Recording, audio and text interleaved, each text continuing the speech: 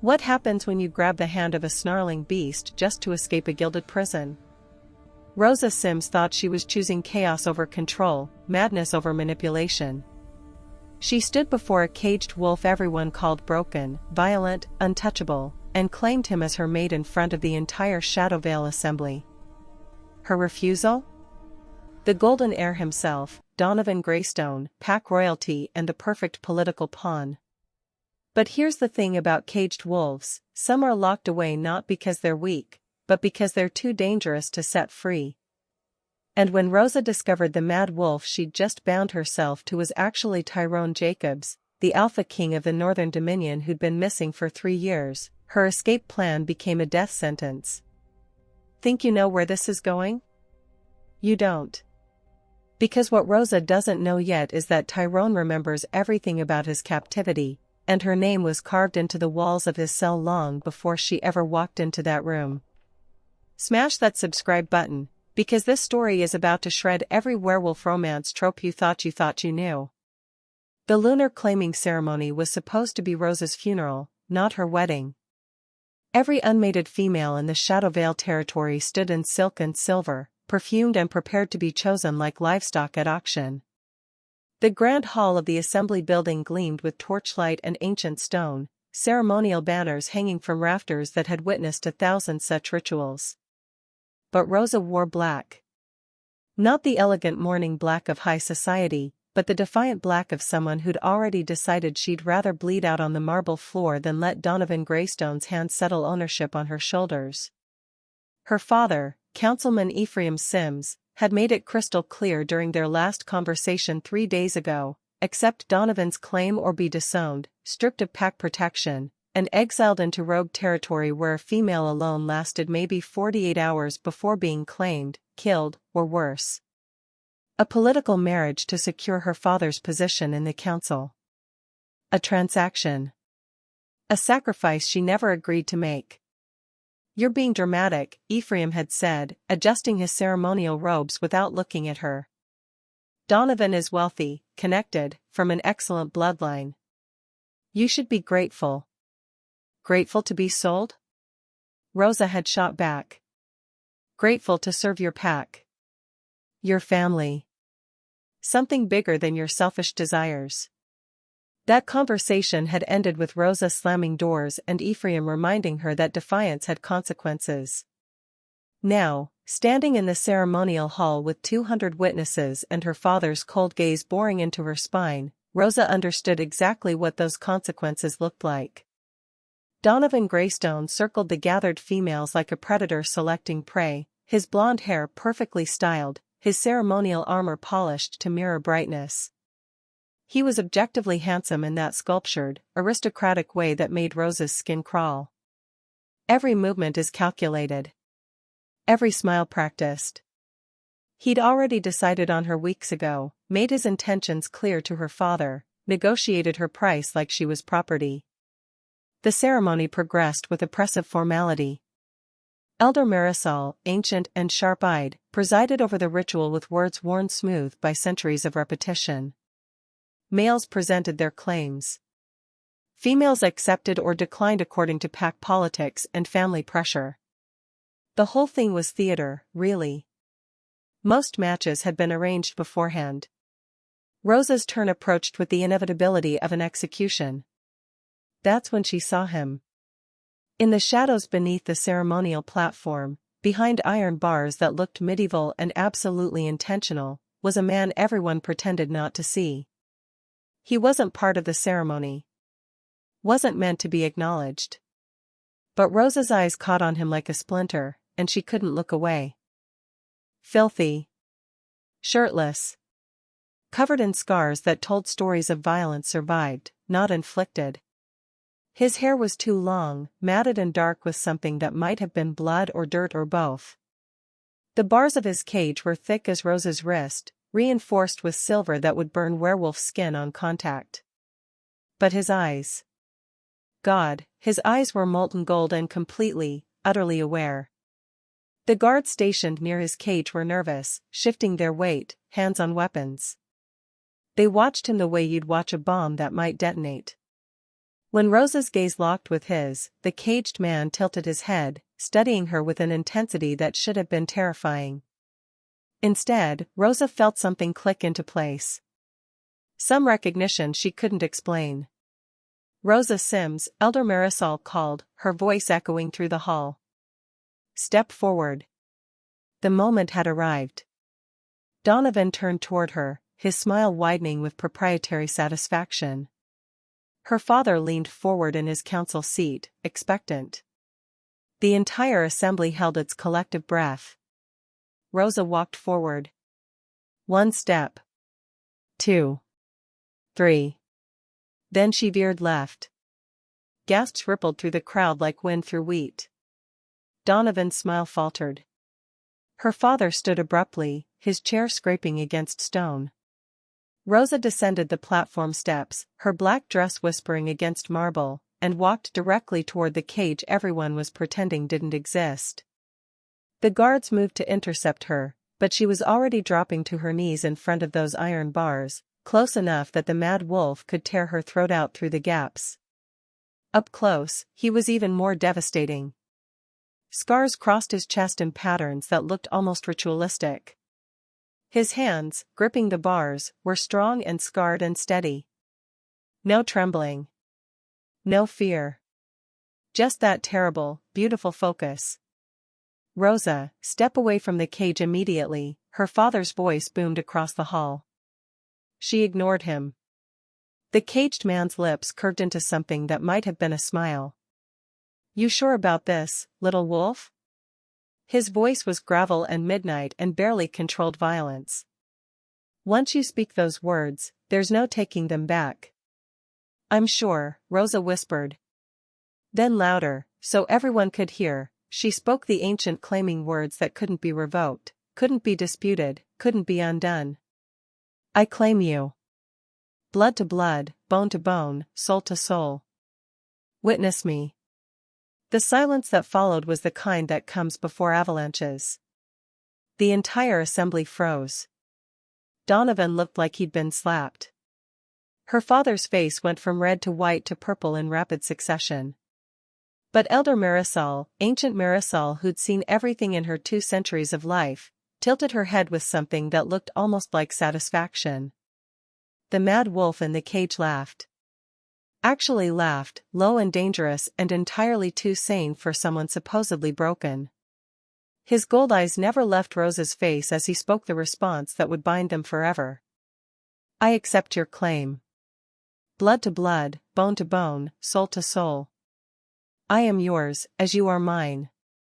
The mate bond snapped into place like a physical force, silver light exploding between them. Rosa gasped, the impact dropping her to her hands and knees. Suddenly she could feel him, this stranger, this supposedly mad wolf, inside her mind, her chest, her very bones. His emotions crashed into hers, rage and satisfaction and something terrifyingly close to triumph. The ceremonial hall erupted into chaos. Her father was shouting orders. Donovan was demanding the claim be invalidated. Guards rushed forward. But Elder Marisol's voice cut through the pandemonium like a blade. "The claim is legal and binding under pack law. Witnessed by the assembly. Accepted by both parties. The bond is sealed." "That creature is a prisoner of the council," Ephraim snarled, pointing at the caged man. "Subject 19 has no rights, no status, no." "He has a name," Elder Marisol interrupted, and something in her tone made everyone go still. "And now he has a mate. Which restores certain rights you'd prefer remained revoked, I suspect." Rosa's father looked like he might have a stroke. "You can't seriously." "The law is clear, Ephraim. You wrote most of it yourself." Elder Marisol's smile was sharp as broken glass. "Unless you'd like to argue against your own legislation?" The cage door opened with a shriek of protesting metal. The guards jumped back like they'd been burned. The caged man, this subject 19, rose to his full height and stepped into the torchlight. He was taller than Rosa had realized, broader, more powerfully built. He moved like liquid death, every step deliberate and controlled. When he reached Rosa, still kneeling on the marble floor, he extended his hand. Palm up. An offer, not a command. Rosa took it. The moment their skin touched, the mate bond flared again, stronger this time. Rosa felt his steadiness flow into her, grounding her shaking legs. She stood, and suddenly they were face to face, and she realized with a shock that ran deeper than fear. This was no broken experiment. No failed soldier. No mad wolf driven insane by captivity.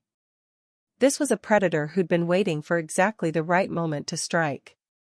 "Hello again, Rosa," he said softly, so only she could hear. "I've been waiting for you." Again? She'd never seen this man before in her life. Before Rosa could respond, her father's enforcers surrounded them, weapons drawn. Donovan was calling for her arrest. The assembly descended into shouting matches about law and precedent and political ramifications. But the mad wolf, this stranger she'd just bound herself to for life, simply smiled. "Gentlemen," he said, his voice carrying across the chaos with effortless authority. "I suggest you lower your weapons before this becomes unpleasant." One of the guards, braver or stupider than the rest, moved forward. "You're still a prisoner, Subject 19. The claim doesn't." The mad wolf moved. Rosa barely saw it happen. One moment he was standing still, the next the guard was on the ground, his weapon across the hall, and the mad wolf's hand was wrapped around his throat in a grip that promised death. "I told you," he said conversationally, "I have a name. Would you like to hear it?" Elder Marisol's voice rang out, "Stand down. All of you." The guards hesitated, looking to Ephraim for orders. But Ephraim was staring at the mad wolf like he'd seen a ghost, his face ashen. "It can't be," her father whispered. "You're supposed to be dead?" The mad wolf released the guard, who scrambled backward. "Broken? Defeated?" "Yes, I imagine that's what you all told yourselves while you kept me in that cage for 3 years." He turned to face the assembly, and Rosa saw several council members flinch. "But I'm afraid I have some disappointing news." He let the pause stretch, dramatic and deliberate. "My name is Tyrone Jacobs, Alpha King of the Northern Dominion. And I've just been claimed by the daughter of one of the men who betrayed me." The revelation hit the assembly like a grenade. Tyrone Jacobs. The missing Alpha King. The ruler who'd vanished 3 years ago, presumed dead by most of the continent. The most powerful werewolf leader in the Northern Territories, gone without a trace. And Rosa had just mate bonded with him. The floor seemed to tilt under Rosa's feet.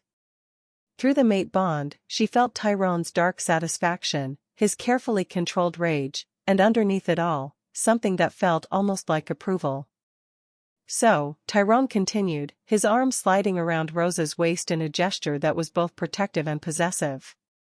"Here's how this is going to work. My mate and I will be leaving now. Anyone who tries to stop us will discover exactly why it took 6 of you to cage me in the first place." "You can't just," Donovan started. "I'm an Alpha King with a legally recognized mate bond," Tyrone interrupted. "What exactly do you think you can do to stop me?" He looked at Elder Marisol. "Unless the council wishes to argue that pack law doesn't apply to royalty?" Marisol's expression was unreadable. "The law applies to all. The bond is recognized. You're free to leave." Ephraim finally found his voice. "Rosa, you don't know what you've done. That man is dangerous, he's my mate," Rosa heard herself say, surprising herself with the conviction in her voice. "You wanted me tonight, father. Congratulations. I'm claiming." The look on Ephraim's face was worth every consequence that was coming. Tyrone guided Rosa toward the grand entrance, the crowd parting before them like water. As they passed Elder Marisol, the ancient woman leaned close and whispered something that made Rosa's blood run cold. So the Thornwood prophecy wasn't a myth after all. Gods help us all. Outside, the night air hit Rosa's face like a slap. Her legs were shaking. The mate bond was a constant pressure in her chest, connecting her to a man she'd known for approximately 5 minutes. A man who was supposedly a king. A man who'd been imprisoned for 3 years by people who included her own father. A man who claimed they'd met before. Tyrone's hand remained steady on her waist as he led her away from the assembly building, toward the darkness of the surrounding forest. "Where are we going?" Rosa managed. "Somewhere we can talk without an audience." Tyrone glanced down at her, those gold eyes unreadable in the moonlight. "You have questions. I have answers. Some of which you're not going to like." "Are you really the Alpha King?" "Yes." "And my father really helped imprison you?" "Yes." Rosa's stomach twisted. "Then why did you accept my claim? Was it revenge? Am I just—" Tyrone stopped walking, turning to face her fully. "You claimed me, Rosa. Not the other way around. So perhaps the better question is, why did you?" And Rosa, standing in the darkness with a stranger's emotions flooding through the mate bond, realized she didn't have a good answer. She'd wanted to escape Donovan. Wanted to defy her father. Wanted to choose her own fate for once in her controlled, suffocating life. But had she really chosen? Or had something else, some instinct she couldn't name, guided her toward that cage? Toward him? "I don't know," she admitted. Tyrone's smile was sharp and sad. "Then we have a lot to figure out. Both of us." He resumed walking, pulling her deeper into the forest, away from the assembly, away from her old life. And Rosa followed, because the mate bond left her no choice. Or because some part of her didn't want one. So let me get this straight, Rosa just accidentally married a supposedly crazy man who claims they've met before, her dad looks like he's seen a ghost, and there's apparently a prophecy involved. Nothing suspicious about that at all. Definitely subscribe, because Rosa's about to have the worst "what did I do last night" moment of her entire life, except she was stone-cold sober and it's legally binding. Rosa's childhood bedroom felt like a crime scene. They'd arrived at her family estate through the servants' entrance, avoiding the front gates where her father's guards would inevitably be waiting. Tyrone moved through the shadows like he'd memorized the layout, which was impossible because he'd supposedly been caged for 3 years. Yet another question Rosa was adding to her rapidly growing list. Now she sat on the edge of her bed, still in her black ceremonial dress, while Tyrone examined the room with the methodical attention of someone cataloging weaknesses. He'd cleaned up using her bathroom, emerging with wet hair and borrowed clothes that shouldn't have fit but somehow did. Without the grime and matted hair, he was almost unbearably handsome in a way that made Rosa's mouth go dry and her wolf instincts scream contradictory warnings. Dangerous. Powerful. Mine.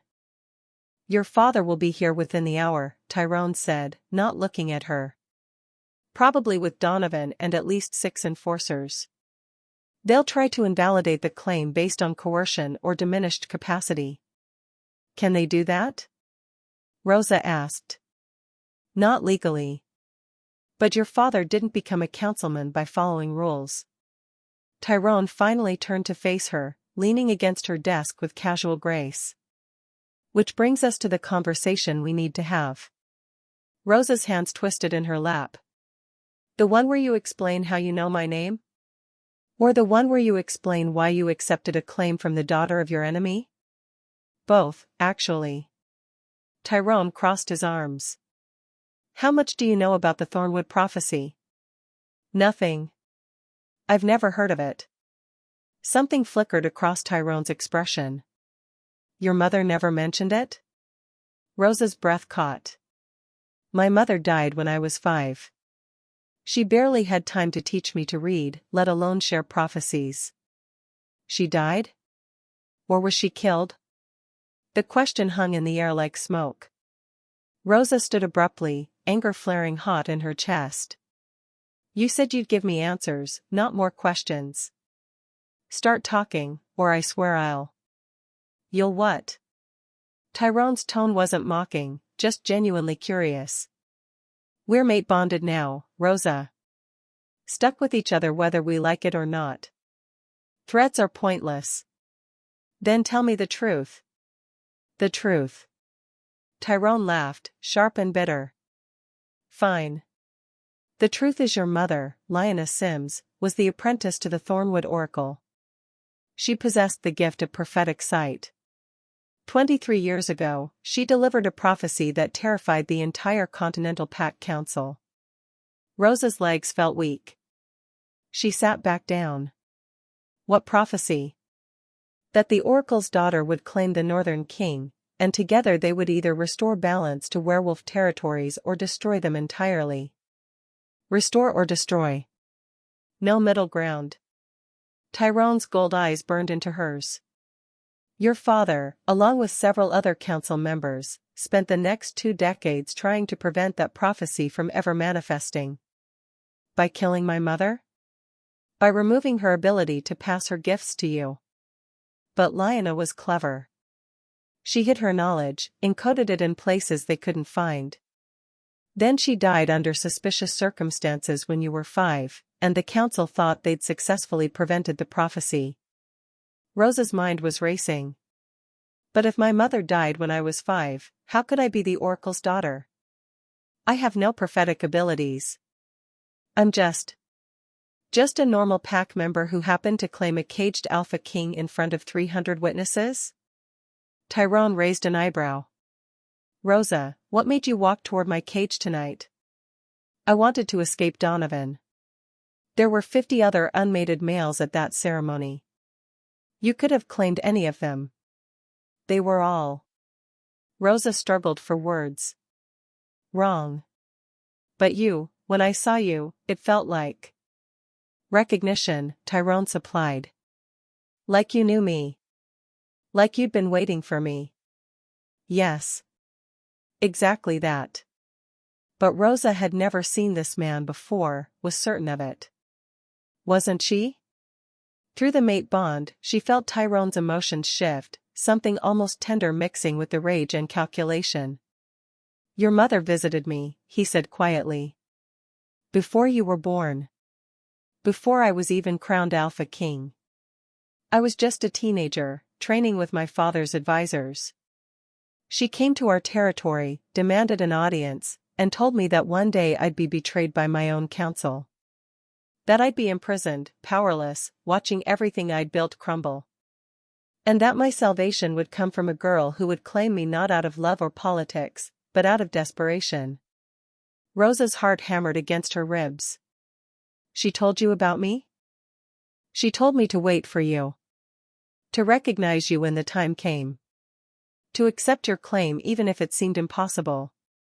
Tyrone's laugh was hollow. I thought she was insane. I dismissed her, sent her away. Then, 15 years later, exactly as she predicted, my own council betrayed me. Poisoned me with wolfsbane and silver during a treaty negotiation. I woke up in that cage beneath the assembly platform, forced to watch 3 years of corruption and political maneuvering while everyone thought I was dead. The pieces were clicking together in Rosa's mind, each one more horrifying than the last. My father was part of the betrayal, she whispered.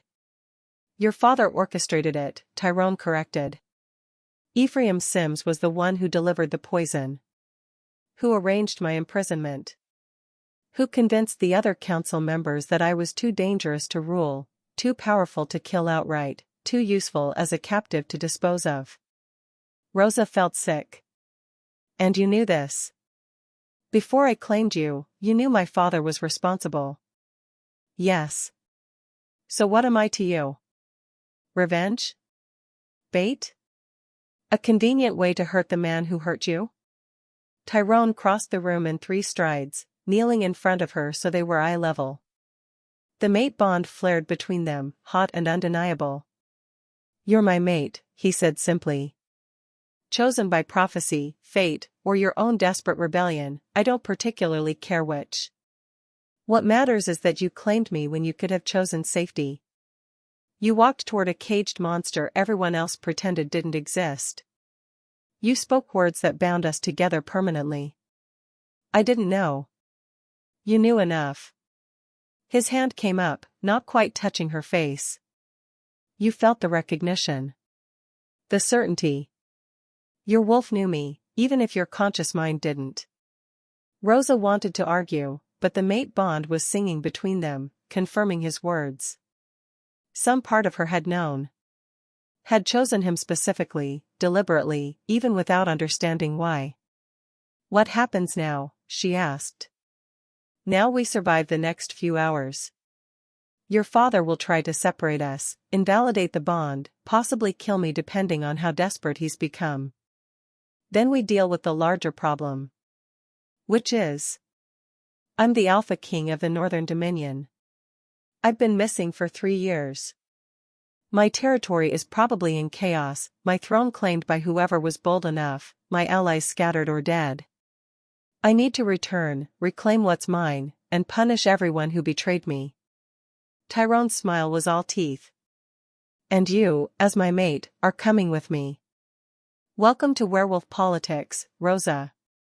It's about to get very bloody. Before Rosa could respond, the sound of vehicles approaching echoed through the night. Multiple engines. Heavy footsteps. The sharp bark of orders being given. Tyrone rose smoothly, moving toward the window. Right on schedule. Your father's here. What do we do? We negotiate. Tyrone glanced back at her, gold eyes gleaming. But first, I need you to understand something crucial. What? Everything I've told you tonight is true. Your mother's prophecy. My imprisonment. Your father's betrayal. But there's one thing I haven't told you yet. Rosa's stomach dropped. What? The sound of footsteps pounding up the stairs. Her door would be breached in seconds. Tyrone's smile was devastating and terrible. Your mother's prophecy didn't just say you'd claim me, Rosa. It said we'd have a choice, restore balance or destroy everything. And I've spent 3 years in a cage deciding which option I prefer. The door burst open. Ephraim Sims stood framed in the entrance, 6 enforcers behind him, fury and fear warring on his face. Donovan Greystone was there too, his perfect features twisted with rage. Step away from my daughter, Ephraim commanded. Tyrone didn't move. She's not your daughter anymore, Councilman. She's my mate. Legally. Irrevocably. Witnessed by the entire assembly. The claim can be challenged on grounds of. Don't embarrass yourself, Ephraim. You wrote pack law. You know there's no legal challenge that will stand. Tyrone's tone was conversational, almost friendly. So let's skip the posturing and discuss terms. Terms? Donovan snarled. You're a prisoner. A traitor. You have no. Tyrone moved. One moment he was standing by the window. The next he had Donovan against the wall, forearm across his throat, moving so fast Rosa barely saw it happen. I am the Alpha King of the Northern Dominion, Tyrone said softly. 3 years ago, you and your co-conspirators committed treason, imprisoning me through poison and deception. That's a capital offense, Donovan.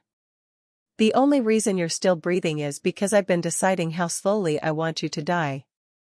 The enforcers raised their weapons, but Ephraim held up a hand, stopping them. Let him go, Ephraim said. We can discuss this civilly. Tyrone released Donovan, who stumbled back, gasping. Civilly. That's amusing coming from the man who delivered wolfsbane-laced wine at a peace treaty. Ephraim's jaw tightened. Everything I did was to protect this territory from your warmongering ambitions. Everything you did was to seize power you weren't strong enough to take openly. Tyrone returned to Rosa's side, his hand finding hers. The mate bond pulsed, steadying her shaking. But we're not here to rehash your justifications.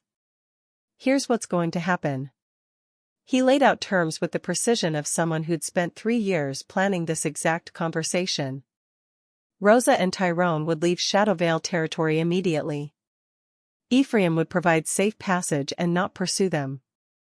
In return, Tyrone would delay his formal accusation of treason against the Shadowvale Council until he'd secured his own position in the Northern Dominion. And if I refuse? Ephraim asked. Then I make a very public accusation right now. Name every conspirator. Provide evidence I've been collecting for 3 years. Watch the Continental Pact Council tear apart everyone involved. Tyrone's smile was sharp. Your choice, Ephraim. A chance at survival, or guaranteed destruction. Rosa watched her father calculate odds, weigh options.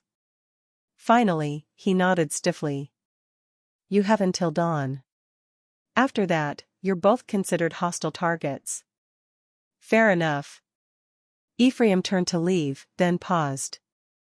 He looked at Rosa, really looked at her, and for a moment she saw something that might have been regret. I was trying to protect you, he said quietly. From the prophecy. From this life. I wanted better for you. You wanted control, Rosa replied, surprised by the steadiness in her voice. There's a difference. Her father left without another word, the enforcers following. Donovan lingered at the threshold, his hatred palpable. This isn't over, he told Tyrone. It barely started, Tyrone agreed pleasantly. When they were alone again, Rosa exhaled shakily. So we're leaving. We're leaving. To the Northern Dominion. To reclaim my throne, yes. Where I'll be what, exactly? Your political trophy? Proof you survived? Tyrone pulled her close, the mate bond flaring hot between them. You'll be my queen. My partner. The one person in this entire mess I know I can trust. You don't know me, Rosa protested. I know you claimed a caged wolf to escape a marriage you didn't want. I know you stood up to your father, to Donovan, to an entire assembly of people who wanted to control you. I know you're brave enough, angry enough, and stubborn enough to survive what's coming. His gold eyes softened slightly. And I know your mother trusted you enough to set this entire prophecy in motion. That's enough for me. Through the bond, Rosa felt the truth of his words. The genuine respect. The desperate hope underneath his controlled exterior. What if I can't do this, she whispered. What if I'm not strong enough to be a queen? Then we'll figure it out together. Tyrone's hand cupped her face, thumb brushing her cheek. You chose me, Rosa. For better or worse. Now I'm choosing you back. The kiss, when it came, was inevitable and electric. The mate bond sang between them, sealing something deeper than words or prophecy. When they finally broke apart, both breathing hard, Rosa made her decision. Okay, she said. Let's go reclaim your throne. Tyrone's smile was fierce and proud. That's my queen. They left through the servants' entrance 30 minutes later, carrying nothing but the clothes on their backs and 3 years of accumulated rage. Behind them, Shadowvale territory burned with political scandal. Ahead, the Northern Dominion waited with dangers Rosa couldn't begin to imagine. But the mate bond held steady, connecting her to a king who'd survived the impossible. And Rosa, who'd spent her whole life being told what to be, finally felt like she was choosing her own story. Even if that story was about to get very complicated. The journey to the Northern Dominion took 3 days of hard travel through territories that ranged from neutral to openly hostile. Tyrone navigated back roads and safe houses with the expertise of someone who'd spent years building networks even his betrayers hadn't discovered. Rosa learned more about him during those 3 days than she'd learned about anyone in her entire life. The mate bond made deception difficult, emotions bleeding across the connection whether they wanted them to or not. She learned that Tyrone had been 19 when he'd been crowned Alpha King after his father's assassination. That he'd spent the next 8 years consolidating power, negotiating treaties, and trying to prevent the continent-wide war everyone seemed determined to start. That he'd been 27 when his own council had betrayed him, and that 3 years in a cage had done things to his mental state he was still processing. She learned he could be funny in a dark, sardonic way. That he had nightmares that made him wake up fighting. That the mate bond was the first genuine connection he'd felt in years, and it terrified him almost as much as it steadied him. And Tyrone learned about her. About growing up in Ephraim's political shadow, always being groomed for some future she never wanted. About her mother's death, the foggy memories of a woman with kind eyes and a voice that sang prophecies like lullabies. About the suffocating pressure of being Councilman Sim's only child, expected to marry well and produce politically useful heirs. By the time they reached Blackwater Hold, the ancestral seat of the Northern Dominion, they weren't strangers anymore. But they also weren't prepared for what waited inside. The hold itself was massive, a fortress carved into dark stone cliffs overlooking a churning river. Ancient and imposing, it had withstood centuries of attacks, political upheavals, and the rise and fall of a dozen dynasties. Tyrone's jaw tightened as they approached. If my court has any sense, they'll have organized a provisional government in my absence. If they're ambitious, they'll have declared me dead and claimed the throne for themselves. And if they're smart? Rosa asked. They'll have waited to see if I'd return. Banking on my survival while positioning themselves for either scenario. He glanced at her. Welcome to royal politics. Trust no one, expect betrayal, and never show weakness. Sounds exhausting. It is. The gates opened as they approached, guards recognizing Tyrone despite his 3-year absence. Word spread through the hold like wildfire, the Alpha King had returned. And he'd brought a mate. The throne room was exactly as dramatic as Rosa had feared. High vaulted ceilings, banners bearing the Northern Dominion crest, and a throne carved from black obsidian that looked more like a monument than furniture.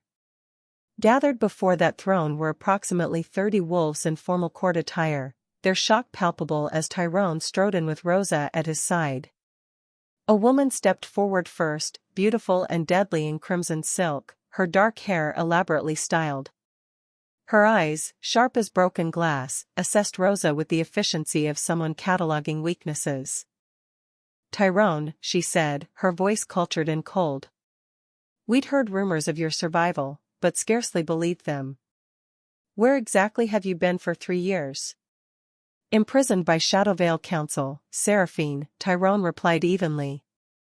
Nice to see you too. Lady Seraphine Ashwood. Rosa recognized the name from court gossip, Tyrone's former betrothed before his disappearance, politically powerful, and deeply connected to half the noble families in the territory. And you've brought company? Seraphine's gaze raked over Rosa's travel-worn clothes with barely concealed disdain. I brought my mate. Rosa Sims, meet Lady Seraphine Ashwood. Tyrone's hand rested possessively on Rosa's lower back. Rosa claimed me 3 days ago in front of the Shadowvale Assembly. The bond is sealed and witnessed. The court erupted in whispers. A man emerged from the crowd, tall and serious-looking with scars crossing his jaw.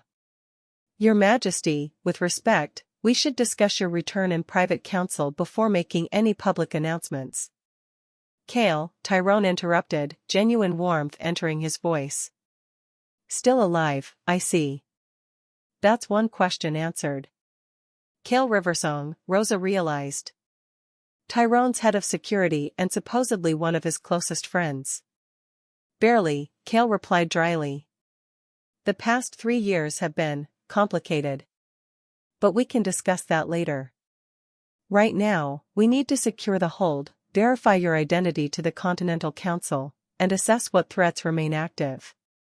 Always practical. Tyrone surveyed the assembled court. Who else is here? Where's Finian? A younger man stepped forward, grinning irreverently despite the tension. Right here, boss. Told everyone you were too stubborn to die. Nobody believed me. Finian Cross, Tyrone's beta. Rosa had heard he was unconventional, but seeing him in person, with his casual posture and complete disregard for court protocol, confirmed the rumors. And Isolde? Tyrone asked. Here. A woman materialized from the shadows near a pillar, her appearance so sudden Rosa jumped. Pale skin, purple eyes, and an aura that screamed danger. I've been tracking your movements for the past 6 months. Glad you finally decided to come home. Isolde Nightshade, the spymaster. Of course she'd been tracking them. Seraphine cleared her throat, drawing attention back to herself. As touching as this reunion is, we have significant questions. Starting with your mate's origins. The way she said mate made it sound like an insult. Rosa is from Shadowvale territory, Tyrone said calmly. Daughter of Councilman Ephraim Sims. The whispers became a roar. Ephraim Sims was part of your imprisonment, Seraphine stated, not bothering to hide her suspicion. And you've mate bonded with his daughter? That seems convenient. Rosa felt anger flare hot in her chest, but Tyrone squeezed her hand warningly through the bond. Rosa asked me to escape a forced marriage, Tyrone explained. She had no knowledge of her father's involvement in my capture. The claim was legal, witnessed, and irrevocable. Or, Seraphine countered, she's a plant. A spy sent by Shadowvale Council to manipulate you through the mate bond. How else do you explain the coincidence? Perhaps by considering that fate has a sense of humor, Tyrone replied. Or perhaps by respecting that I'm still the Alpha King, and questioning my judgment in front of the entire court borders on insubordination. The threat in his voice was subtle but unmistakable. Seraphine's smile was sharp. I would never question your judgment, my king. I'm merely concerned for your safety. Surely you understand that anyone from Shadowvale territory carries suspicion, given recent history. Noted. Now, if we're done with the interrogation, I'd like to establish some facts. Tyrone's voice carried across the throne room with authority that made everyone straighten. I am Tyrone Jacobs, Alpha King of the Northern Dominion. I was betrayed and imprisoned by Shadowvale Council 3 years ago. I have returned to reclaim my throne and bring my betrayers to justice. Anyone who doubts my identity can challenge me formally. Anyone who doubts my mate's legitimacy can take it up with pack law. And anyone who thinks 3 years in a cage made me weak is welcome to test that theory personally. The silence that followed was absolute. Good, Tyrone continued. Kale, I want a full security briefing within the hour. Finian, get me up to speed on court politics and who's been positioning themselves for a power grab. Isolde, I need intelligence on Shadowvale Council's current activities and any threats to Rosa's safety. The rest of you, spread the word, the Alpha King has returned, and there will be a formal court assembly tomorrow at dawn. The crowd began to disperse, some looking relieved, others clearly troubled.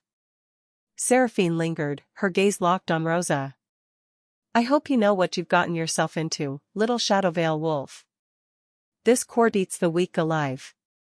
Good thing I don't plan on being weak, Rosa replied, surprising herself with her own boldness.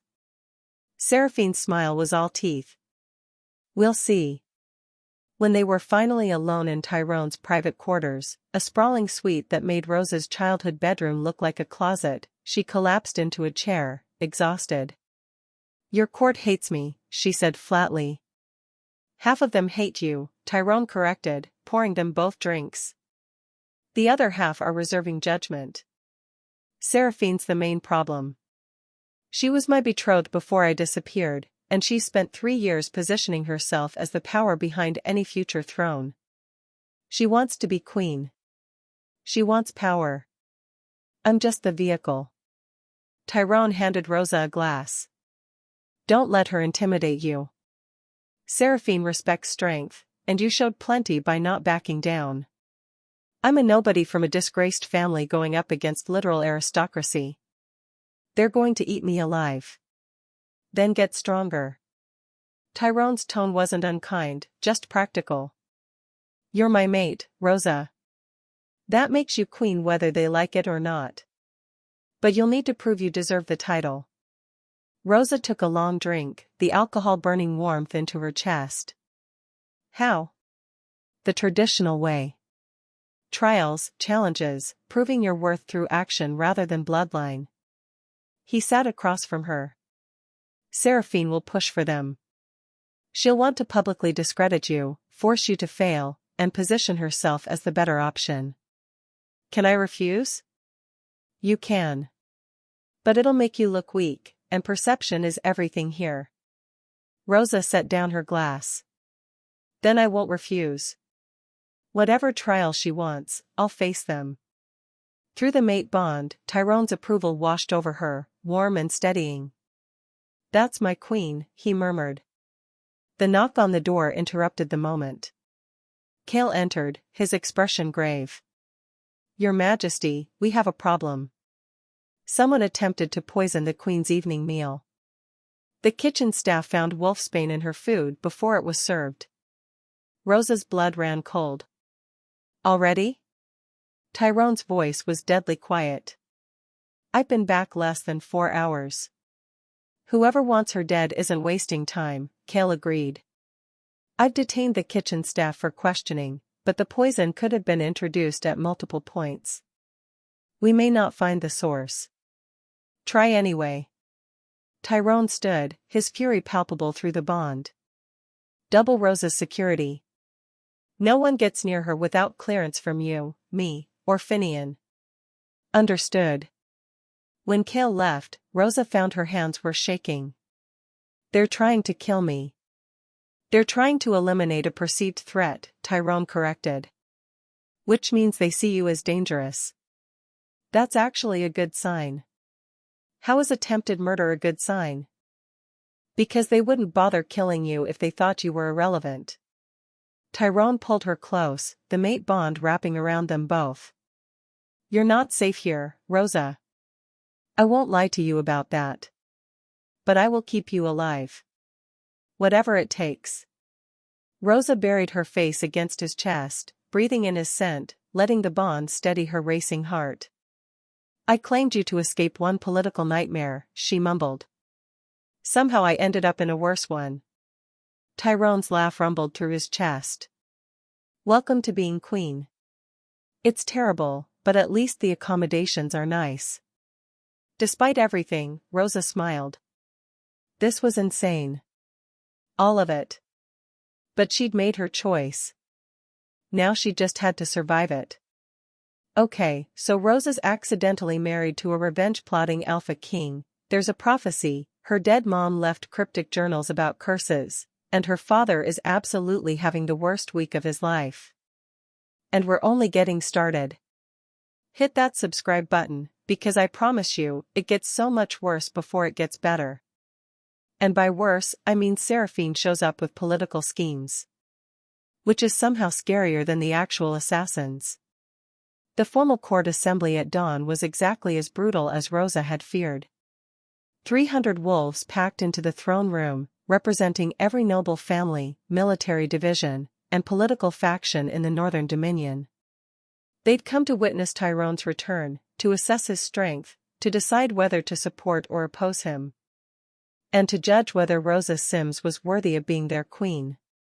Rosa stood beside Tyrone's throne wearing borrowed formal attire, a deep blue gown that Isolde had provided, claiming it was better than showing up in travel clothes, and tried not to let her terror show on her face. Tyrone addressed the assembly with the commanding presence of someone who'd been born to rule.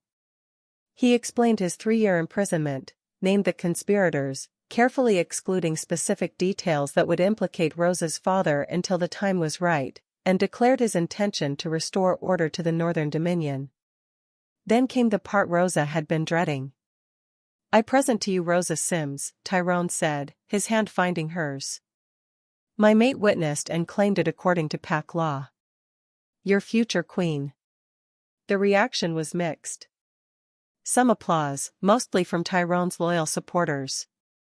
Silence from the neutral factions. And outright hostility from Seraphine's allies. Lady Seraphine herself stepped forward, resplendent in scarlet and gold. Your Majesty, she said, her voice carrying across the hall. While we respect pack law and acknowledge the mate bond's legitimacy, There are concerns about whether Lady Rosa possesses the strength, wisdom, and loyalty required to rule beside you. Concerns? Tyrone's tone was dangerous. Explain. She's from Shadowvale territory, home of your betrayers. She's untrained in court politics and unproven in combat. She has no noble bloodline, no political connections, no allies in this court. Seraphine's smile was poisonous. Surely you understand our hesitation to accept her as queen without proof of her capabilities. What are you proposing, Seraphine? The traditional queen's trials. 3 tests: strength, wisdom, and loyalty. Pass all 3, and Lady Rosa's position is secured. Fail even one, and we revisit the question of whether the Northern Dominion needs a different queen. The hall erupted in murmurs. Tyrone's anger bled through the mate bond, hot and sharp. But Rosa squeezed his hand, steadying herself. I accept, she said clearly, before Tyrone could refuse on her behalf. The murmurs became gasps. Seraphine's eyebrows rose. You understand what these trials entail? They're not ceremonial, Lady Rosa. They're designed to break the weak. Then it's a good thing I'm not weak, Rosa replied, channeling every ounce of false confidence she possessed. Through the bond, she felt Tyrone's reluctant pride mixing with his concern. Very well, Seraphine purred. The first trial begins immediately. Trial of strength, combat to submission. No weapons, no assistance, no mercy. And who will I be fighting? Rosa asked, already knowing the answer. Seraphine's smile was devastating. Me. The combat arena was an open courtyard behind the hold, surrounded by stone seating where the entire court had gathered to watch. The morning sun beat down on packed dirt that had witnessed centuries of challenges, duels, and executions. Rosa stood on one side, stripped down to fitted combat clothes that Isolde had somehow procured in the 20 minutes between the announcement and the trial. Across from her, Seraphine looked like a warrior goddess, every movement fluid and controlled. Finian approached Rosa before the trial began, his usual irreverence tempered by genuine concern. So, he said quietly, you know you're about to fight someone who's been training in elite combat since she could walk, right? Yes, Rosa replied. And you know that Seraphine's not going to hold back just because you're new to this? Yes. And you know that losing this trial doesn't just mean losing face, it means giving Seraphine ammunition to discredit you for years? Finian, Rosa interrupted. I know. But I claimed Tyrone in front of an entire assembly knowing it would change everything. I'm not backing down now. Finian studied her for a long moment, then grinned. You know what? I think you might actually survive this court. You're either incredibly brave or spectacularly stupid. Can't it be both? Rosa echoed her earlier words, earning a surprised laugh. Fair enough. Okay, quick survival tips. Seraphine fights with precision and patience. She'll let you exhaust yourself attacking, then dismantle you systematically. Don't let her control the pace. Be unpredictable. And for God's sake, protect your throat. Cale arrived next, his scarred face unreadable. I've reviewed footage of Seraphine's previous fights. She favors grappling, uses her opponent's momentum against them, and targets joints. Keep moving, don't let her get a solid hold, and if she gets you on the ground, roll toward her, not away. Why toward her? Rosa asked. Because she won't expect it. Everyone tries to escape. Closing distance confuses her timing. Rosa filed that information away, knowing she'd need every advantage. Tyrone was the last to approach, pulling her aside while the court settled into their seats. You don't have to do this, he said quietly. I can shut down the trials, invoke my authority as Alpha King. And look weak? Let Seraphine question your judgment? Give your court ammunition to doubt both of us? Rosa shook her head. No. I do this myself, or I don't deserve the title. Through the bond, his emotions crashed over her, fear for her safety, pride in her courage, and something deeper she didn't have time to analyze. Then fight smart, not fair, Tyrone murmured. Seraphine will use every dirty trick she knows. Match her ruthlessness, or she'll destroy you. He kissed her then, fierce and possessive, in front of the entire court. When they broke apart, Rosa felt the mate bond burning bright and steady, connecting her to someone who believed she could survive this. That would have to be enough. The fight started fast and brutal. Seraphine moved like liquid violence, closing distance before Rosa could fully process the opening bell. A feint toward Rosa's face followed by a devastating kick to her ribs that sent her stumbling backward, gasping. The court cheered. Rosa recovered, barely dodging the follow-up strike that would have taken her legs out. She countered with a wild swing that Seraphine deflected effortlessly, making Rosa look clumsy and untrained. Which, to be fair, she mostly was. Ephraim had ensured Rosa received basic self-defense training, enough to escape a random attack, but nothing compared to the elite combat education that aristocratic wolves received from childhood. Seraphine had probably forgotten more fighting techniques than Rosa had ever learned. But Rosa had rage. And stubbornness. And the desperate knowledge that losing here meant losing everything. She charged forward, ignoring Finian's advice about patience, and drove her shoulder into Seraphine's midsection. They went down together, rolling across packed dirt, and for a moment Rosa thought she had the advantage. Then Seraphine twisted, using Rosa's momentum against her exactly as Cale had warned, and suddenly Rosa was on her back with Seraphine's forearm across her throat. "Submit," Seraphine hissed, her purple eyes cold. Rosa couldn't breathe. Black spots danced across her vision. The mate bond screamed warnings, Tyrone's fury bleeding across the connection. She did what Cale had suggested, rolled towards Seraphine instead of away. The unexpected movement broke Seraphine's hold long enough for Rosa to gasp air and scramble free. She kicked out wildly, catching Seraphine's knee, earning a grunt of pain and surprise. The court's cheers shifted, some now supporting Rosa's determination. The fight devolved into something ugly and desperate. Seraphine was technically superior in every way, but Rosa refused to stay down. Every time she was knocked to the ground, she got back up. Bleeding from a split lip, probably bruised ribs, her body screaming protests, Rosa kept fighting. Because submission meant losing Tyrone. Meant returning to Shadowvale in disgrace. Meant proving everyone right who said she was weak, worthless, not good enough. Rosa Sims had spent her whole life being told what she couldn't do. She was done listening. Seraphine's next attack was designed to end things, a complex grapple that would force Rosa's submission through joint manipulation. But Rosa saw it coming, shifted her weight wrong on purpose to bait Seraphine closer, then drove her elbow into Seraphine's perfect face with every ounce of desperate strength she possessed. Blood exploded from Seraphine's nose. The court went silent. Seraphine staggered back, shocked, and Rosa pressed the advantage. Not with technique or skill, but with sheer violent determination. She tackled Seraphine again, and this time when they went down, Rosa ended up on top. She pinned Seraphine's arms, used her weight to immobilize her, and leaned close. "I'm not submitting," Rosa snarled, blood from her split lip dripping onto Seraphine's face. "So either you submit, or we both bleed until someone pulls us apart." Seraphine's eyes widened with something that might have been respect or fury or both. Then Tyrone's voice cut across the arena, "Enough."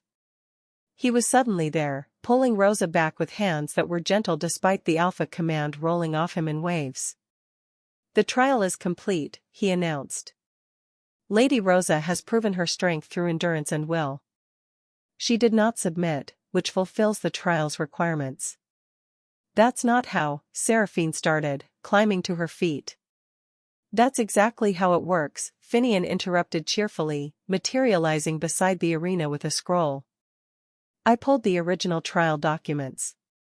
Trial of strength requires the challenger to demonstrate the ability to endure and overcome. Submission indicates failure. Lady Rosa did not submit. Therefore, she passes. Seraphine looked like she wanted to argue, but Cale had joined them, his expression carefully neutral. The law is clear, he agreed. Trial of strength, passed. The court erupted in mixed reactions, but Rosa barely heard them. The adrenaline was wearing off, replaced by pain that made her vision blur. Through the mate bond, she felt Tyrone's worried fury as he lifted her effortlessly, carrying her away from the arena. "You're insane," he muttered. "Brilliant and insane." "Did I pass?" Rosa managed through swelling lips. "You passed. But if you ever scare me like that again, I'm locking you in our quarters and never letting you out." "That's very romantic," Rosa mumbled, then passed out from exhaustion and pain. She woke 12 hours later in their private quarters, bandaged and aching but alive. Tyrone sat beside the bed, looking like he hadn't slept at all. "Trial 2 is in 3 days, he said without preamble. Trial of wisdom. They'll interrogate you about politics, law, history. Seraphine will ask questions designed to make you look ignorant or complicit in your father's crimes." "Wonderful," Rosa croaked. "Can't wait." Isolde's already preparing briefing materials. Finian's digging up everything we can use to anticipate questions. And Cale's investigating who tried to poison you, because they might try again before the next trial. Rosa struggled to sit up, wincing. "Tyrone, why are you tolerating this? You're the Alpha King. You could just decree that I'm queen and be done with it." "Because power without legitimacy is fragile," Tyrone replied. "Half my court doubts my judgment because of my imprisonment. If I force them to accept you without proof, they'll undermine you forever. But if you prove yourself through trials, earn their respect through action, you'll have power they can't take away." "Even if the trials kill me?" "They won't kill you." His hand found hers. "I won't let them." Through the mate bond, Rosa felt the truth of his words. The desperation underneath his controlled exterior. "I'm scared," she admitted quietly. "Good. That means you're smart enough to understand the danger." Tyrone's thumb traced patterns on her hand. "But you're also brave enough to face it anyway. That's why you'll survive." "Brave or stupid?" Rosa echoed Finian's words. "Both," Tyrone agreed, smiling slightly. "Definitely both." A knock interrupted them. Isolde entered, carrying a familiar leather-bound book. "This arrived for you," she said, handing it to Rosa. "Delivered by unknown courier. No magical traces, no obvious traps. Just a note that said you'll need this for the next trial." Rosa's breath caught. It was her mother's journal. The one that had mysteriously appeared after she'd claimed Tyrone. "Where did it come from?" Tyrone demanded. "No idea," Isolde admitted. "But I'd suggest reading it before the trial of wisdom. It might contain information about your mother's prophecies that could help." When Isolde left, Rosa opened the journal with shaking hands. Her mother's handwriting filled the pages, some in clear language, some in code she'd started learning to decipher. One passage near the middle made her blood run cold. "The Alpha King's bloodline carries a curse. Every ruler dies violently, betrayed by someone they trust, within 5 years of coronation. Tyrone was crowned at 19. He has until 24 to break the curse or fulfill it. If my daughter claims him, she becomes the breaking point, either she heals the bloodline, or she catalyzes its final destruction. There is no middle ground. The prophecy demands choice." Rosa's hands were shaking. "Tyrone, how old are you?" 27. "Why? When were you crowned?" 19. "I told you that already." Rosa did the math with growing horror. "You've been ruling for 8 years. "Yes. But according to this curse, you should have died within 5 years. You're 3 years past that deadline." Tyrone went very still. What curse? Rosa handed him the journal, watching as he read the passage. His expression darkened with every word. My father died when I was 19, he said slowly. Assassinated during a treaty negotiation. My grandfather died at 23, betrayed by his own beta. My great-grandfather died at 22, killed by his mate's family. He looked up, gold eyes burning. I always thought it was just bad luck. Dangerous times. Not a literal curse.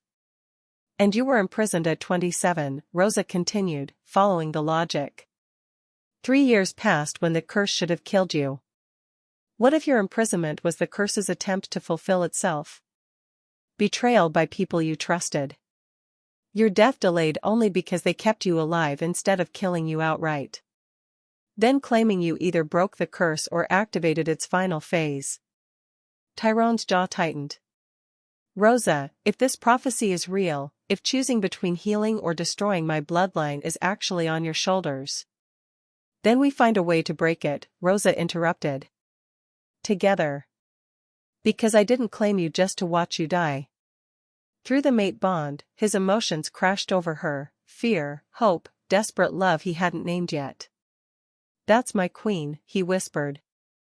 They spent the rest of the night reading her mother's journal, decoding prophecies, and preparing for trials that suddenly seemed far more important than simple politics. Because if they failed, the curse would claim not just Tyrone's life but potentially the entire Northern Dominion's stability. No pressure at all. 3 days passed in a blur of preparation, study, and barely surviving additional assassination attempts. Someone tried poisoning Rosa's bath water. Isolde caught it. Someone attempted to sabotage the staircase leading to their quarters. Kale discovered the trap. Someone even sent a gift of chocolates laced with enough wolfsbane to kill a normal wolf. Finian ate one just to prove they were poisoned and spent 6 hours vomiting silver. I'm starting to feel very popular, Rosa commented after the chocolate incident. That's one way to describe having a target on your back, Tyrone agreed. The trial of wisdom took place in the council chamber, a circular room designed for interrogation and judgment. Rosa sat in the center, surrounded by court members who would question her for hours about politics, law, history, and her own loyalties. Seraphine presided, naturally, looking pristine and smugly confident. The trial of wisdom, she announced, tests whether Lady Rosa possesses the knowledge, judgment, and integrity required to rule beside the Alpha King. She will answer questions from assembled council members. Evasion, ignorance, or dishonesty will result in failure. Understood, Rosa replied, her voice steady despite her racing heart. The questions started as political and relatively harmless. Rosa answered based on the briefings Isolde had provided, discussing treaty obligations, trade agreements, and territorial disputes with reasonable competence. Then Councilman Aldrich Thorne, one of Seraphine's obvious allies, leaned forward with a predatory smile. Lady Rosa, when did you first learn that your father, Ephraim Sims, was involved in the Alpha King's imprisonment? The room went silent. Rosa had known this question was coming. Had prepared for it. But actually facing it, with 300 pairs of eyes watching her every reaction, was different. I learned of my father's involvement the night I claimed Tyrone, she answered truthfully. He told me himself after the lunar claiming ceremony. And yet you proceeded with the mate bond despite knowing your father was a traitor? My father's crimes are his own. They don't define me or my loyalty to my mate. Convenient, Aldrich sneered. Tell us, did your father send you to claim the Alpha King? Was this entire bonding a calculated move to insert a Shadowvale spy into our court? Rosa felt Tyrone's fury through the mate bond, but she kept her voice calm. If I were a spy, I'm a terrible one. I've survived multiple assassination attempts in the past week, which suggests someone in this court wants me dead rather than using me for information. Several council members shifted uncomfortably. Perhaps, Seraphine interjected smoothly, the assassination attempts are theater. A way to establish false credibility while you gather intelligence for your father's faction. Or perhaps, Rosa countered, the assassination attempts are real because someone in this room is terrified that I'll actually succeed as queen and expose their own conspiracies.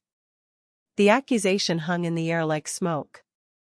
Careful, Lady Rosa, Seraphine warned.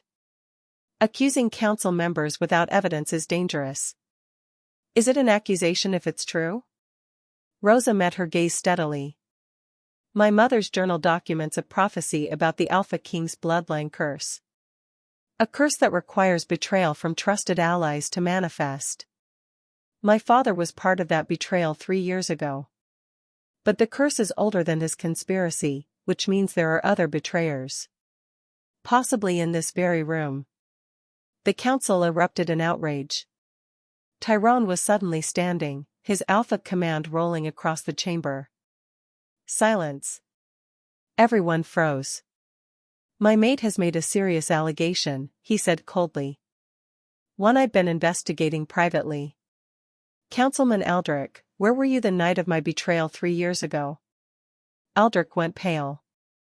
I was at the treaty negotiation, as you know. We all were. Yes, you were. And you were also one of the last people to see me before I drank the poisoned wine. Tyrone's smile was terrifying. In fact, you personally handed me that glass. I remember quite clearly. The chamber went deathly quiet. That doesn't prove. Aldrich stammered. It proves you had opportunity, Isolde said, emerging from the shadows. And I've just finished reviewing financial records from 3 years ago. Interesting deposits in your family accounts, Aldrich. Payments from Shadow Vale sources. Want to explain those? Aldrich stood abruptly, looking toward the exit. Cale was already there, blocking the door. Sit down, Councilman, Tyrone commanded. You're not going anywhere. The trial of wisdom had just become a trial of an entirely different sort. What followed was brutal and efficient. Under interrogation, Aldrich confessed to being part of the conspiracy. Not the architect like Ephraim, but a willing participant. He'd been promised power and territory in exchange for helping poison Tyrone and maintain his imprisonment. But he hadn't worked alone. 2 other council members were implicated. Neither were present at the trial. Isolde had quietly detained them that morning based on intelligence she'd been gathering. This conspiracy, Tyrone addressed the remaining council, runs deeper than Shadow Vale territory. It involves members of our own court who saw my rule as an obstacle to their ambitions. My 3-year imprisonment gave them time to consolidate power. My return threatens everything they built. He turned to Rosa. My mate has demonstrated wisdom not by memorizing facts, but by recognizing patterns and pursuing truth even when it implicates her own family. She's shown more integrity than half this council. His gold eyes swept the room. Trial of wisdom, passed. Any objections? Silence. Even Seraphine looked grudgingly impressed. No objections, she said finally. Lady Rosa has proven adequate judgment and integrity. 2 trials complete.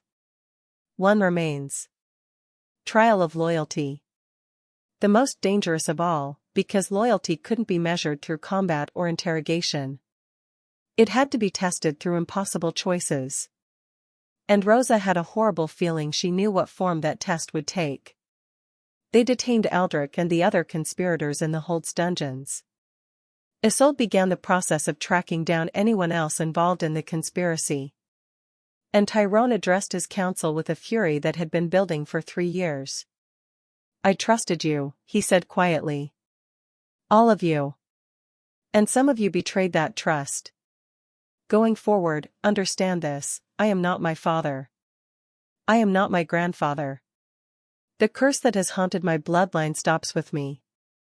Anyone who thinks they can manipulate, betray, or undermine my rule will discover exactly how long 3 years in a cage can sharpen a king's vindictiveness.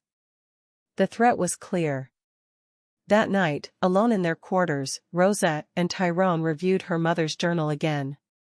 The prophecy says I have to choose, Rosa said, tracing the words with her finger. Heal the bloodline or destroy it.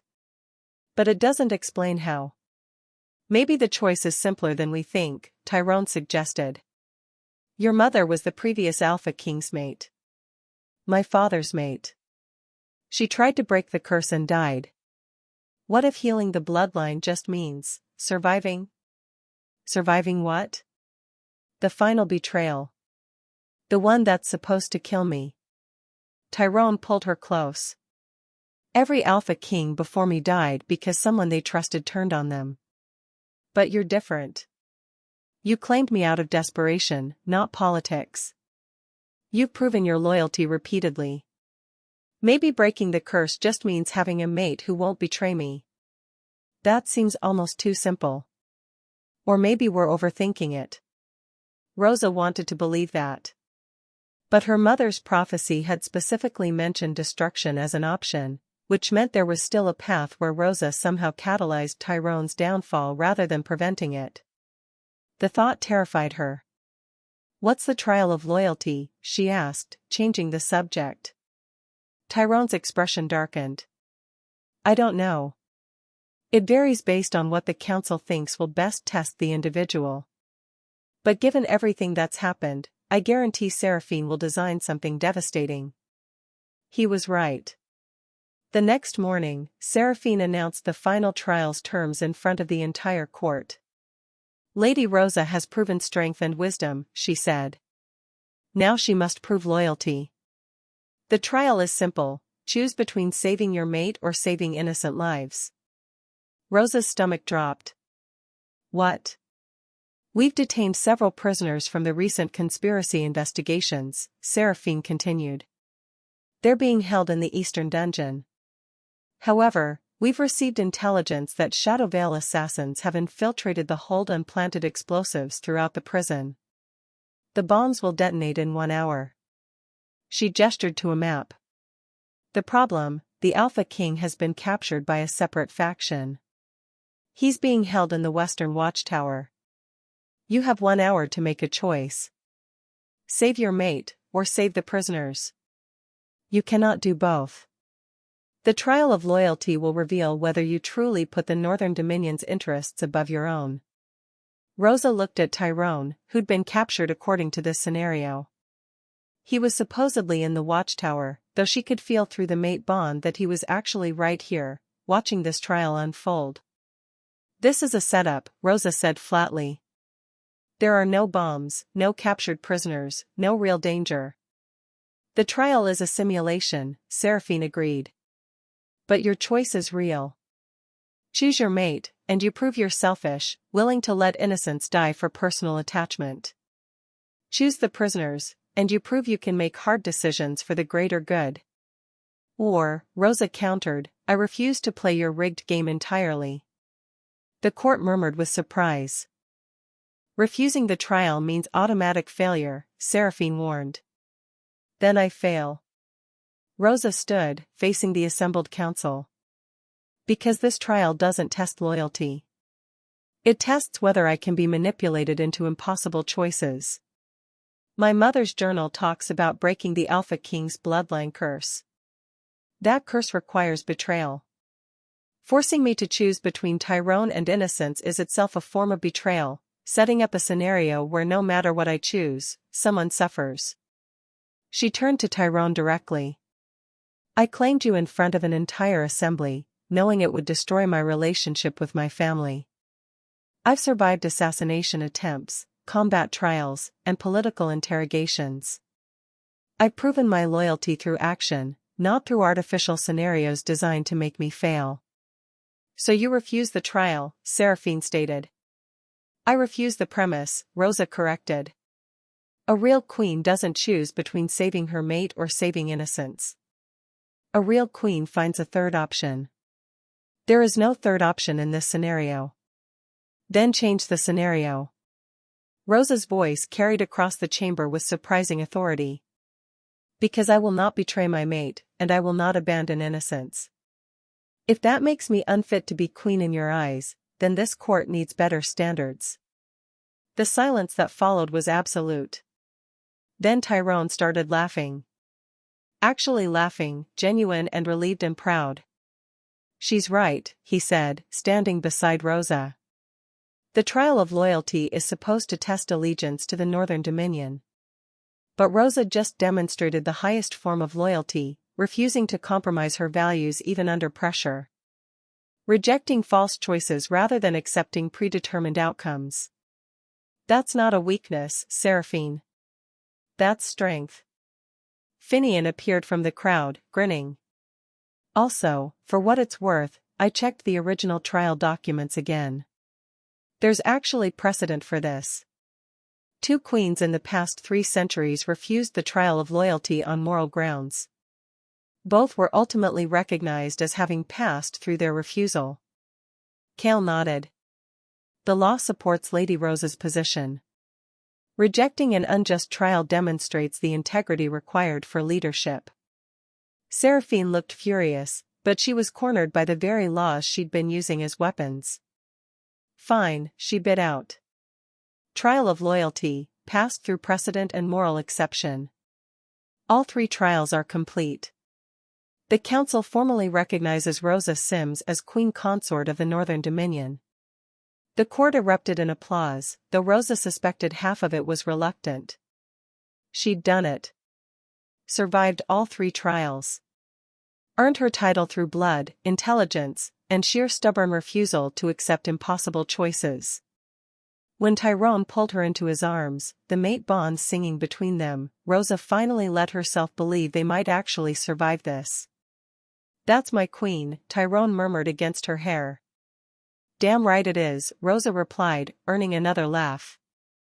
They'd won this battle. But the war was far from over.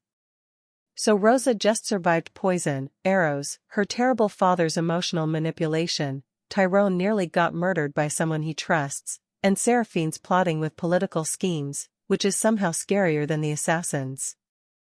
If you're not subscribed by now, are you even paying attention? Click that button, because what comes next involves a very public confrontation, some extremely uncomfortable revelations, and at least one person making very poor life choices. The week following Rosa's completion of the trial should have been triumphant. Instead, it was a nightmare of escalating threats and political maneuvering that made the trials look like a warm-up exercise. Tyrone formally charged Aldrich Thorne and the other conspirators with treason. The Continental Pact Council was petitioned to recognize his restoration as Alpha King. Diplomatic messages were sent to every major territory, announcing his return and demanding accountability for those who'd participated in his imprisonment.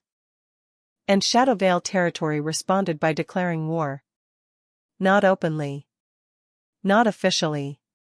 But through a series of coordinated attacks on Northern Dominion border towns, trade caravans, and diplomatic envoys that left no doubt about their intentions. Ephraim Sims sent a personal message to Tyrone, delivered through official channels. "Return my daughter, or watch your territory burn. She is still under Shadowvale protection by blood right, and you have kidnapped her through coercion and manipulation. Release her within 14 days, or face the full might of Shadowvale forces." Rosa read the message with something between horror and hysterical laughter. "He's actually claiming you kidnapped me," she said. "After I publicly claimed you in front of witnesses." "Politics," Tyrone replied grimly. "He's painting you as a victim to justify military action. If he can convince the Continental Council that you were coerced, he might get support for an intervention. Except I wasn't coerced. Prove that to 36 territorial leaders who've never met you and have political reasons to destabilize the Northern Dominion." Tyrone's frustration bled through the mate bond. "Ephraim's clever. He's using your relationship with him as leverage, claiming he's protecting his daughter from a dangerous criminal." Rosa felt sick. Can he actually do this? Start a war over me? He's not starting a war over you. He's starting a war to protect the conspiracy. You're just the excuse. Tyrone pulled her close. But yes, he can do this. And he will, unless we find a way to either discredit him publicly or remove the threat he represents. Remove the threat? Rosa pulled back. Tyrone, that's my father. Your father who voted to execute your mother. Who imprisoned me for 3 years. Who arranged your forced marriage and is now threatening continental war to maintain his power. Tyrone's gold eyes were hard. I understand he's your blood, Rosa. But he stopped being your father the moment he traded your future for his political ambitions. Rosa wanted to argue, but the mate bond carried the truth of Tyrone's words.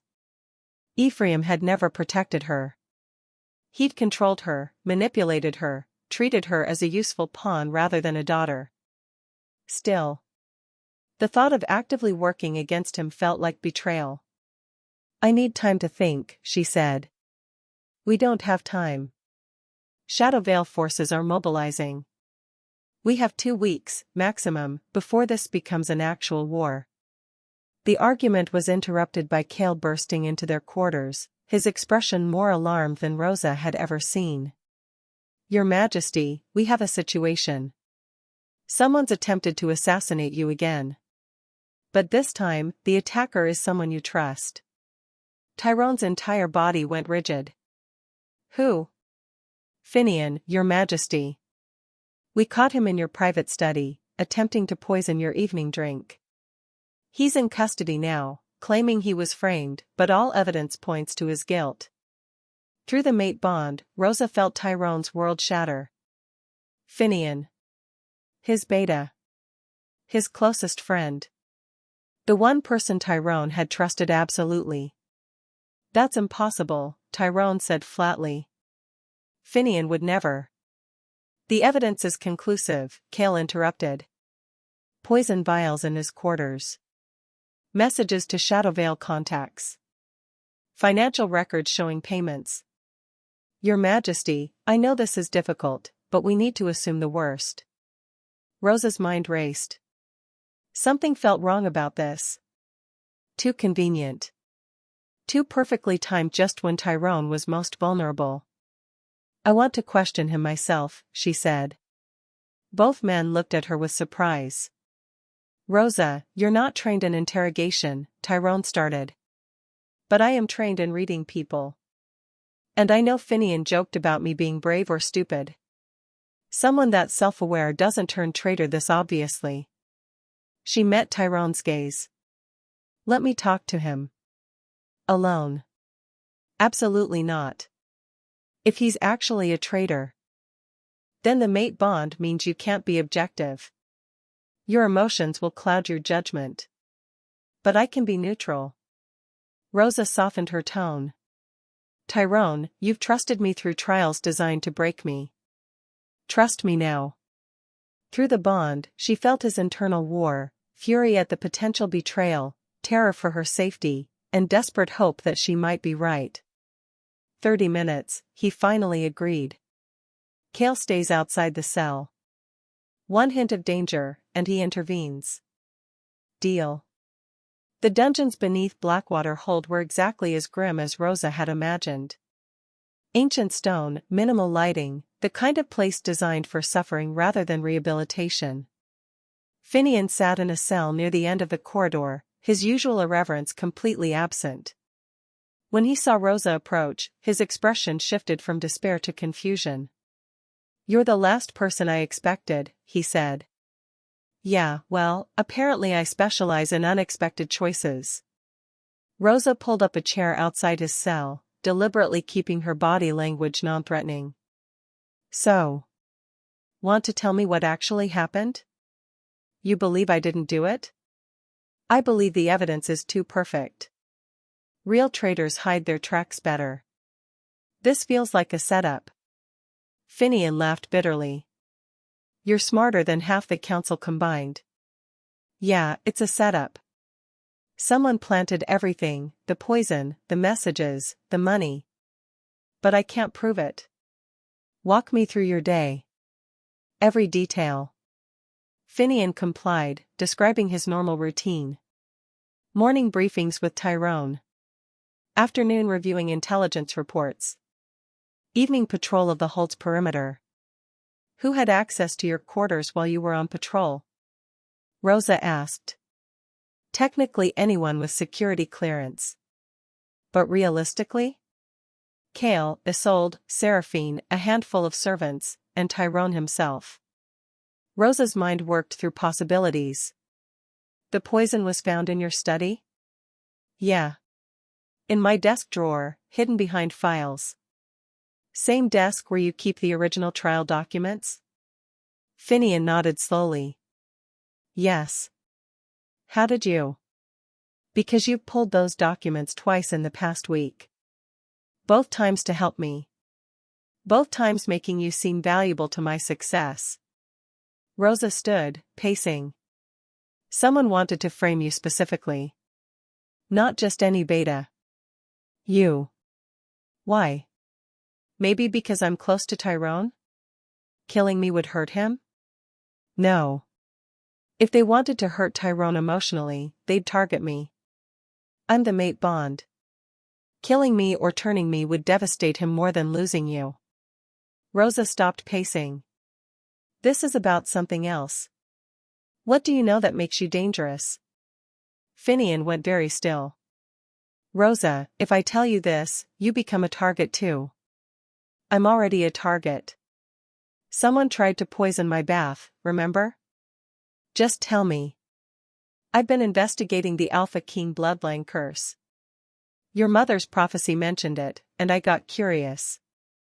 I've been digging through old records, cross-referencing deaths, looking for patterns. Finian met her eyes. I found something. The curse isn't random. Every Alpha King who died was killed specifically because they were about to expose corruption in the Continental Council. My great-great-grandfather, my great-grandfather, my grandfather, all of them discovered some truth that threatened the power structure. And all of them died before they could act on it. Rosa's blood ran cold. What truth? I don't know yet. But I'm close. And whoever's behind the curse knows I'm close. Framing me for Tyrone's attempted assassination accomplishes two things: removes me from the investigation and discredits anything I might have discovered. Who knew about your investigation? I told Kale 3 days ago. Asked him to help me access sealed archives. Finian's expression darkened. He said he'd look into it. Then suddenly I'm being arrested for treason based on evidence that conveniently appeared right after I mentioned the investigation to him. Rosa felt the pieces clicking together with horrible clarity. Kale. Tyrone's head of security. His oldest friend. Someone who'd have access to Finian's quarters, the authority to plant evidence, and the trust to avoid suspicion. Where's Kale now? She asked quietly. Outside this cell. Why? Rosa stood, her heart hammering. Because I think we just found our traitor. She returned to Tyrone's quarters with Finian's information burning in her mind, trying to figure out how to tell Tyrone that his oldest friend might be betraying him. But when she arrived, the room was chaos. Tyrone was on the floor, convulsing, foam at his lips. Isolde was beside him, desperately administering counter-poison while Kale stood watch at the door. What happened? Rosa screamed, rushing to Tyrone's side. Poison, Isolde bit out. In his evening drink. The same one Finian supposedly tried to contaminate earlier. But Finian was already in custody, Rosa protested. Which means he had an accomplice, Kale said grimly. Or the plan was already in motion before we caught him. Rosa's mind raced. The timing was too perfect. Finian gets arrested for attempted poisoning. Hours later, Tyrone actually gets poisoned. Either Finian had an accomplice, or someone wanted Finian blamed for this too. Through the mate bond, she felt Tyrone's pain, his body fighting the poison, and underneath it all, his consciousness trying to tell her something. She pressed her hand to his chest, opening herself to the bond completely. And heard Tyrone's thought, barely coherent through agony, Kale. Glass. Saw him. Rosa looked up at Kale, still standing by the door, his expression perfectly concerned. You brought him the drink, she said softly. Cale's expression didn't change. Yes. His evening whiskey, as I do every night. Why? Because you've been doing this for 3 years, haven't you? Small doses of poison. Not enough to kill immediately, but enough to keep him weak. Enough to maintain the curse's hold on his bloodline. The room went deathly silent. Isolde's hand stilled on Tyrone's chest. Cale's expression finally shifted, something cold and calculating replacing the concern. You're clever, he said quietly. Finian said you were. That's why I framed him first, to remove the one person who'd figured it out. Why? Rosa demanded, even as she positioned herself between Cale and Tyrone. He trusted you. Considered you a brother. Because I made a deal. Cale's hand went to his weapon. 3 years ago, they took my sister. Told me they'd kill her unless I helped imprison Tyrone. I did what they asked, thinking I was saving family. Then they told me my sister was already dead. Had been for months. They'd been using her corpse as leverage. His face twisted with anguish and rage. I'd already betrayed my king for nothing. So when they offered me a new deal, keep Tyrone poisoned, prevent him from breaking the curse, ensure the Alpha King's bloodline ends with him, I took it. Because if I couldn't save my sister, I could at least make her death mean something. By killing your friend? By ending a curse that's murdered kings for generations. Cale roared. You don't understand. The bloodline is poison. Every Alpha King dies violently, and their death destabilizes the entire continent. Tyrone was supposed to die in that cage. But he survived, and now you've activated the final phase of the prophecy. Either you break the curse and unleash whatever horror that entails, or you destroy him completely. So you chose destruction for him, Rosa whispered. I chose mercy. Cale drew his weapon. He should have died 3 years ago. Quick. Clean. This prolonged suffering, this false hope that you could break a centuries-old curse through love and determination, it's cruelty. Isolde was between them now, her own blade drawn. Stand down, Cale. You don't want to do this. I really do, Cale replied. I've been planning it for years. What happened next was fast and brutal. Cale moved like lightning, his blade aimed not for Rosa or Isolde, but for Tyrone's exposed throat. A mercy killing, he'd said. Quick and clean. Rosa threw herself in the blade's path.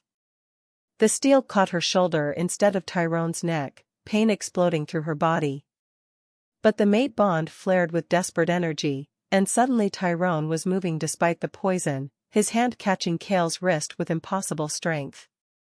You were my brother, Tyrone rasped, his voice barely audible. I know, Cale whispered. That's why I have to end this. They fought viciously, both weakened, Tyrone by poison, Cale by emotion, trading blows that should have been lethal. Isolde joined the fight, her blades a blur, but Cale had trained her and knew all her moves. Rosa, bleeding from her shoulder, made a choice. She grabbed her mother's journal, opened it to the prophecy page, and began reading aloud the words her mother had written in code. Words about breaking curses through willing sacrifice. Through choosing love over legacy, partnership over power. The room is filled with silver light. The curse, centuries old and hungry for blood, manifested as tangible darkness trying to consume Tyrone. But Rosa's words, her mother's prophecy spoken with absolute conviction, created a barrier. I choose to heal, not destroy, Rosa declared, her voice carrying power she didn't understand. I choose partnership over tradition. I choose to break this curse through love, not violence. The darkness screamed. Cale, caught in the manifestation, dropped his weapon as the curse's hold on him shattered. He'd been influenced, manipulated by the curse itself to engineer Tyrone's death. The curse needed an Alpha King to die violently, betrayed by someone trusted. It had been working through Cale, through Ephraim, through every conspirator, ensuring its own fulfillment. But Rosa's choice, to save Tyrone at the cost of her own safety, to choose love despite every political calculation, disrupted the pattern. The curse broke with a sound like shattering glass. When the light faded, Tyrone was breathing normally, the poison purged from his system. Cale was on his knees, sobbing. And Rosa was barely conscious, her shoulder bleeding heavily but the mate bond singing with triumph. "We did it," she whispered. "We broke the curse." Then she passed out. Rosa woke 3 days later to find Tyrone sitting beside her bed, looking like he'd aged a decade. "Your shoulder will scar," he said quietly. Isolde did her best, but the blade hit bone. "Worth it," Rosa murmured. "Is the curse really broken?" "Yes. I can feel it. The weight that's followed my bloodline for generations, the certainty of violent death, it's gone." Tyrone's hand found hers. "You saved me. Saved my entire bloodline. Saved the Northern Dominion from centuries of instability." "What happened to Cale?" "He's alive. Under guard. The curse was influencing him, manipulating his guilt about his sister's death into a weapon against me. He's not entirely responsible for his actions, but he still committed treason." Tyrone's jaw tightened. "I haven't decided his fate yet." "And Finian?" "Released and cleared of all charges. He's already back to making inappropriate jokes and pretending the whole thing was just an exciting adventure." Rosa smiled weakly. "That sounds like him." They sat in comfortable silence for a moment. "My father?" Rosa finally asked. "Still threatening war. But with the curse broken, the Continental Council is less sympathetic to his claims. They're investigating the original conspiracy, and evidence is mounting against him and Shadowvale leadership." Tyrone paused. "He's losing power. Quickly." "Good," Rosa said, surprising herself with how much she meant it. Through the mate bond, Tyrone's pride washed over her. "There's one more thing," he said. "About the prophecy. Your mother's final words." Rosa tensed. "What about them?" "She wrote that breaking the curse would either heal the bloodline or destroy it. You chose to heal. But Isolde found something in the archives." Tyrone pulled out an old document. "The curse wasn't just about killing Alpha Kings. It was about preventing them from having heirs. Every king died before producing children, ensuring the bloodline would eventually fail. But you're alive now. The curse is broken. Which means, for the first time in generations, an Alpha King can have children without dooming them to the same fate." Tyrone's hand moved to rest on her stomach. "Rosa, you're pregnant." "Have been about 2 weeks, apparently. Right around the time you claimed me." The world tilted. "Pregnant. With the first alpha heir in generations who wouldn't carry a curse. That's..." Rosa couldn't find words. "Terrifying and wonderful and completely overwhelming?" Tyrone supplied. "Yes. All of those." Through the mate bond, she felt his complicated emotions: joy, fear, desperate hope, and overwhelming love. "We're having a baby," Rosa whispered. "We're having a future," Tyrone corrected. "Something no Alpha King has had in centuries. All because you were brave enough to claim a caged wolf." Rosa pulled him close, the mate bond singing between them. They'd survived assassination attempts, political trials, ancient curses, and betrayals from trusted friends. Whatever came next would be equally challenging. But they'd face it together. As partners. As mates. As the king and queen who'd finally broken the cycle of violence that had haunted the Northern Dominion for generations. And if Seraphine didn't like it, well, that was just a bonus. 6 months later. The Continental Pact Council had finally acknowledged Tyrone's restoration as Alpha King, officially sanctioning his rule and condemning those who'd participated in his imprisonment. Ephraim Sims stood trial for treason, conspiracy, and the murder of Rosa's mother. The evidence was overwhelming. He was stripped of all titles, territories, and authority, sentenced to life imprisonment. Rosa attended the sentencing, watching her father's face as judgment was delivered. He looked old suddenly, defeated, and when his eyes met hers, she saw something that might have been regret. But it was too late for apologies. She left the courtroom without speaking to him, Tyrone's hand steady in hers. Donovan Greystone had been exiled from all Pact territories, last seen heading toward rogue lands where people asked fewer questions about disgraced former aristocrats. Aldrich Thorne and the other conspirators met similar fates, their families stripped of titles and influence. And Cale Riversong, after months of testimony and investigation proving the curse's influence on his actions, received a reduced sentence, exile from the Northern Dominion with the possibility of return after 10 years of service to the Continental Council. Tyrone had been merciful, but firm. He was my brother, he'd explained to Rosa. But he still betrayed me. The consequences stand, even if the circumstances were complicated. Now, standing in their private quarters with Rosa's pregnancy beginning to show and the Northern Dominion finally stabilized, Tyrone pulled his mate close. "Any regrets?" he asked. Rosa pretended to consider. "Well, I did claim a supposedly mad wolf in a cage to avoid marriage. Discovering he was the Alpha King with a bloodline curse, political enemies, and a court full of aristocratic vultures definitely made things complicated." Complicated? Tyrone raised an eyebrow. "Okay, borderline catastrophic," Rosa admitted. "But I'm alive, the curse is broken, we're having a baby, and Seraphine has grudgingly started respecting me. So overall, I'd say claiming you was the worst decision I ever made." Through the mate bond, she felt his laughter and love. "Think you'd do it again?" he asked, echoing their earlier conversation. Rosa pretended to consider, then pulled him into a kiss that answered the question more thoroughly than words ever could. When they broke apart, both breathless, she smiled. "Every single time," she whispered. "Even knowing how complicated it would get." "That's my queen," Tyrone murmured. Outside their window, the Northern Dominion stretched into the distance, finally at peace for the first time in generations. Inside, a new dynasty was beginning. One built not on curses and betrayals, but on choices made freely and love claimed courageously. Rosa Sims had walked toward a caged wolf to escape one fate. Instead, she'd found her future. And if that future was occasionally terrifying, politically complicated, and full of people who underestimated her, well, she'd survived worse.